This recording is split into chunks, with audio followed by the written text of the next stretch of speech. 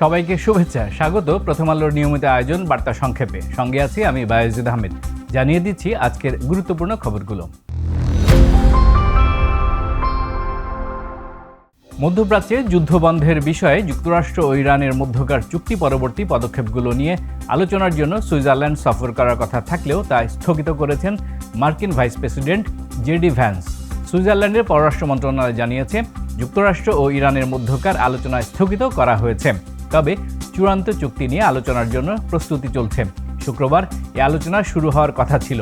বৃহস্পতিবার গভীর রাতে হোয়াইট হাউসের একজন মুখপাত্র বলেন, এই আলোচনার সার্বিক প্রস্তুতি ও ব্যবস্থাপনা কখনোই সহজ বা আগে থেকে অনুমান করার মতো ছিল না। বর্তমান পরিস্থিতি অনুযায়ী ভাইস প্রেসিডেন্ট আজ রাতে রওনা হচ্ছেন না। মুখপাত্র আরও বলেন, আমরা যত দ্রুত সম্ভব কারিগরি আলোচনা শুরু করার জন্য উন্মুখ হয়ে আছি।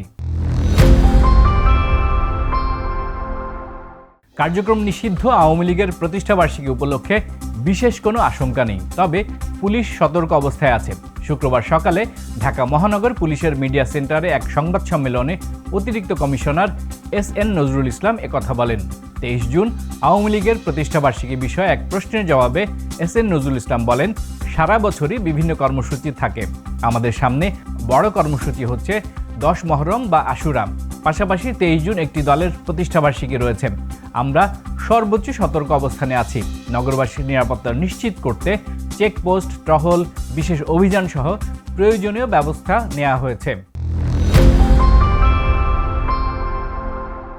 মেহেরপুর সদর উপজেলার সীমান্ত দিয়ে 4 জনকে পুশিনের চেষ্টা করেছে ভারতীয় সীমান্ত রক্ষা বাহিনী বিএসএফ, তবে বিজিবির কঠোর অবস্থানের কারণে বিএসএফের সেই চেষ্টা ব্যর্থ হয়। শুক্রবার ভোরে উপজেলার বুড়িপোতা সীমান্তের খালপাড়া এলাকা দিয়ে এই চেষ্টা চালানো হয়।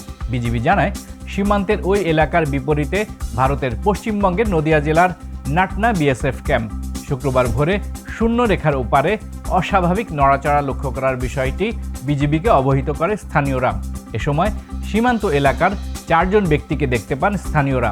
তাদের বাংলাদেশে প্রবেশ করানোর চেষ্টা করা হলে বিজিবি তাৎক্ষণিকভাবে কঠোর অবস্থান নেয়, ফলে পুশিনের চেষ্টা ব্যর্থ হয় এবং ওই ব্যক্তিরা সীমান্ত এলাকা থেকে সরে যান। শুরুটা ভালো হয়নি ব্রাজিলের, তবে ঘুরে দাঁড়ানোর সুযোগ আছে। আগামীকাল হাইতির বিপক্ষে দ্বিতীয় ম্যাচে সেই ঘুরে দাঁড়ানোই দেখতে চান ব্রাজিল কোচ কার্লো আনচেলত্তি।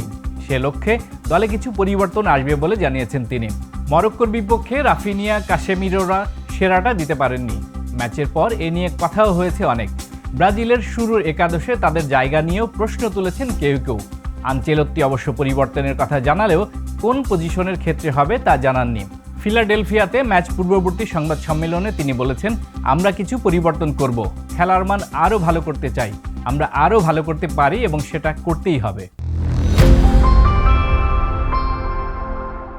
বিশ্বকাপের মধ্যেই 18 জুন আর্জেন্টিনার লুজু টিভি মেসির বাবা হোর্হে মেসির মৃত্যুর খবর প্রচার করে, যে কারণে প্রতিষ্ঠানটি তাদের এল শো দেল বেরানো অনুষ্ঠানের সঞ্চালক ফ্লোরেন্সিয়া পিনিয়ার পাশাপাশি পুরো টিমকে বরখাস্ত করেছে। এই গুজবটি ছড়িয়েছে একটি লাইভ অনুষ্ঠানে। সেদিন অনুষ্ঠানের উপস্থাপক ফ্লোরেন্সিয়া অনুষ্ঠান থামিয়ে দেন।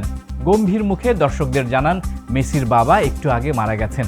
তিনি আরও বলেন, বাবার শেষকৃত্যে যোগ দিতে মেসি এখন যুক্তরাষ্ট্রের বিশ্বকাপের ক্যাম্প ছেড়ে আর্জেন্টিনায় ফিরে আসবেন।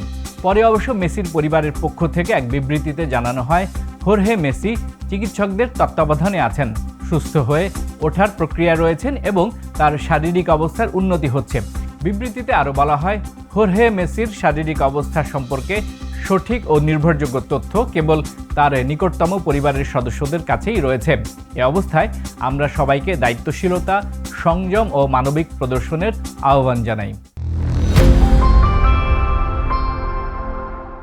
শেষ করছি আজকের বার্তা সংক্ষেপ। প্রথম আলোর প্রতিদিনের এই আয়োজন দেখুন prothomalo.com সহ আমাদের ইউটিউব চ্যানেল ও ফেসবুক পেজে। ধন্যবাদ এতক্ষণ সঙ্গে থাকার জন্য।